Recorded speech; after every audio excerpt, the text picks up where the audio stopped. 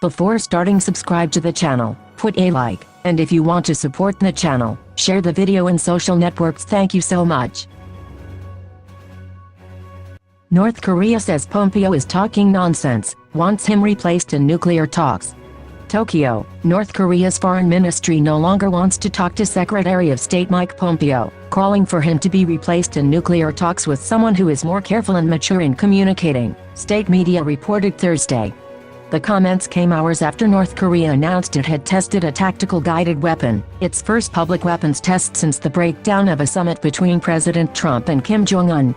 The two announcements are not necessarily directly connected. Pompeo's main offense appears to be that he referred to Kim as a tyrant during a Senate hearing. Nevertheless, the North Korean regime is clearly frustrated with denuclearization talks, analysts say, and by what it sees as unreasonable American demands and enduring hostility. The foreign ministry said no one can predict the situation on the Korean peninsula if the United States does not abandon the root cause that compelled Pyongyang to develop its nuclear program, according to a statement quoting senior official Jong, reported by the Korean Central News Agency and picked up by Reuters.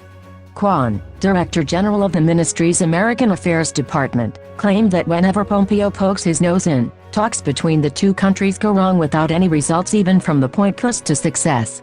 I am afraid that, if Pompeo engages in the talks again, the table will be lousy once again and the talks will become entangled, he told KCNA. Therefore, even in the case of possible resumption of the dialogue with the U.S., I wish our dialogue counterpart would be not Pompeo but a person who is more careful and mature in communicating with us. Pompeo is talking nonsense by trying to finish working-level negotiations between North Korea and the United States by the end of the year, which subjects him to public ridicule, Kwon said. He also accused Pompeo of having spouted reckless remarks hurting the dignity of our supreme leadership during congressional hearings to unveil his mean character by himself, thus stunning the reasonable people. In testimony to a Senate subcommittee last week, Pompeo was asked whether he would agree that Kim is a tyrant. "Sure, I'm sure I've said that," Pompeo replied. Any insult to Kim Jong-un is a very serious offense in North Korea's totalitarian state. We cannot be aware of Pompeo's ulterior motive behind his self-indulgence in reckless remarks, whether he is indeed unable to understand words properly or just pretending on purpose. However, it is a very dangerous situation if he really did not grasp the meaning, Kwon said, according to Reuters. On Monday, Pompeo, who flew to Pyongyang 4 times last year, told reporters that Kim had made a commitment to him to denuclearize a handful of times in person. He said he wanted it done by the end of the year. Pompeo said, "I'd love to see that done sooner." This is not the first time Pompeo has felt the heat of North Korean ire. He was accused of making gangster-like demands last July shortly after a visit to Pyongyang, but North Korea has been careful to avoid direct criticism of President Trump, perhaps believing he is more likely to make concessions if he is flattered. While Pompeo is fabricating stories after his own taste, it is fortunate that the personal relationship between our chairman of the State Affairs Commission and President Trump is on good terms as usual, and our chairman is pleased to get on well with President Trump, the statement said, referring to Kim Jong-un by his title as head of North Korea's government. Earlier Thursday, North Korea announced it had test-fired a new tactical guided weapon, in its first public weapons test since the Trump-Kim summit in Hanoi in February. It was not immediately clear what type of weapon the North Koreans fired, but experts said the description of a tactical weapon, with guided flight, capable of carrying a powerful warhead and fired at a variety of targets, suggested a short-range missile rather a longer-range ballistic missile, meaning the move would not violate North Korea's self-declared moratorium on testing. Nevertheless, experts said the action was a calibrated sign of defiance by Kim following a stalemate in the denuclearization talks and a reminder that his country was continuing to develop its conventional weapons program, but they said it does not close the door on diplomacy or negotiations about North Korea's nuclear program. KCNA said Kim oversaw the testing of the weapon Wednesday, explaining that it was tested in various modes of firing at different targets, had a peculiar mode of guiding flight and could carry a powerful warhead. Kim was quoted as saying that the development of the weapon system serves as an event of very weighty significance in increasing the combat power of the People's Army.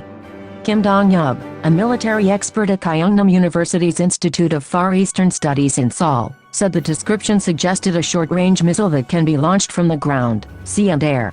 "This looks like a new form of cruise missile," he said. "If it's a new form of cruise missile, It's irrelevant to sanctions, because the current UN sanctions are about ballistic missiles. The test follows an announcement in November of the firing of what state media called an ultra-modern tactical weapon, noting at the time Kim's passionate joy at its success. Lee Jong-seok, a former South Korean unification minister who is now at the Sejong Institute, said the latest announcement sent a message to Washington but did not cross the line. What matters in negotiations between North Korea and the U.S. is strategic, not tactical, weapons, he said. A test of tactical weapons does not constitute a full-on provocation, but North Korea is clearly sending a defiant message to the United States. Kim Jong-un does not intend to walk out of negotiations but shows that he can seek a new way in the worst case. Bruce Klinger of the Heritage Foundation warned against reading too much into the latest announcement, noting that it appeared to be some sort of short-range weapon. North Korea announces firing of tactical guided weapon. Pundits and policymakers should refrain from assuming this is a signal of Pyongyang deliberately ratcheting up tensions or closing the door on negotiations, he said. Trump and Kim held a historic first summit in Singapore in June, but their second meeting nearly 2 months ago in Hanoi ended abruptly without any progress on efforts to dismantle North Korea's nuclear program. In a speech last week, Kim said he would be prepared to meet Trump for a third summit, but only if the United States fundamentally changed its approach. He gave the United States until the end of the year to make a bold decision. That followed a New Year's Day speech in which Kim threatened to seek a new way if the United States continued to apply sanctions pressure and demand unilateral concessions. North Korea swore off the testing of nuclear weapons and long-range missiles after firing an intercontinental ballistic missile at the end of 2017, but it did not promise to halt the testing of all types of weapons. Trump has touted the suspension of nuclear and intercontinental ballistic missile tests as proof of the success of his negotiations with Pyongyang. A U.S. official familiar with monitoring operations told the Associated Press that neither U.S. Strategic Command nor the North American Aerospace Defense Command, NORAD, had observed any weapons test. That rules out tests that go high into the atmosphere, such as a ballistic missile, but does not rule out tests at lower altitudes. Harry Kazianis, director of Korean studies at the Center for the National Interest, said Kim was sending a signal with the weapons test. Kim is trying to make a statement to the Trump administration that his military potential is growing by the day, and that his regime is becoming frustrated with Washington's lack of flexibility in recent negotiations, he said. But Doo-Hyun Kim at the Center for a New American Security said the test was unlikely to affect negotiations between Washington and Pyongyang in any meaningful way. It's not all about the U.S., she said. It's just as much as, if not more, a domestic message to assure the North Korean people and military elite that symmetry won't affect their national defense and strength.